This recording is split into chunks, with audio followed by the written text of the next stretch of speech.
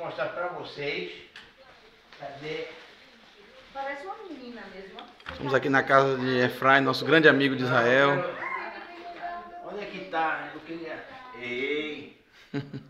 Queria uma flauta. Olha só, já fiz amizade com... Como é o nome dela? Linda, linda. Ah, com a Linda. E ela é linda. Efraim disse que a casa dele é arqueológica. Eu preciso Que de uma tudo flauta. primeiro tem que... Hein, Efraim? Catalogar. A flauta. Aqui não, esse aqui não? Não. Ah. Ó, Rui.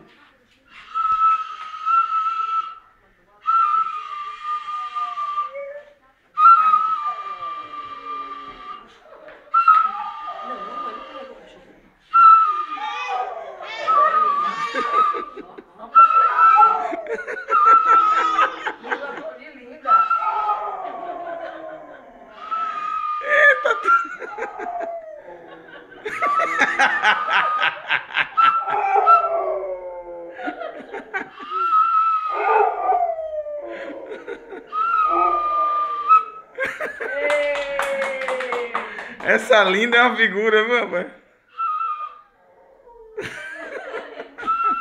Vai tocar aí. Assim. Pode bater na boca, não tem nojo não. Oxente. Ô, gente. Ah, não sabe tocar, não? Olha!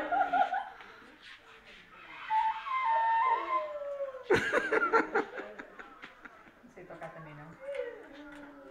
Você pode me arranjar um pouquinho de água quente? Só pra Viola, fazer uma, né?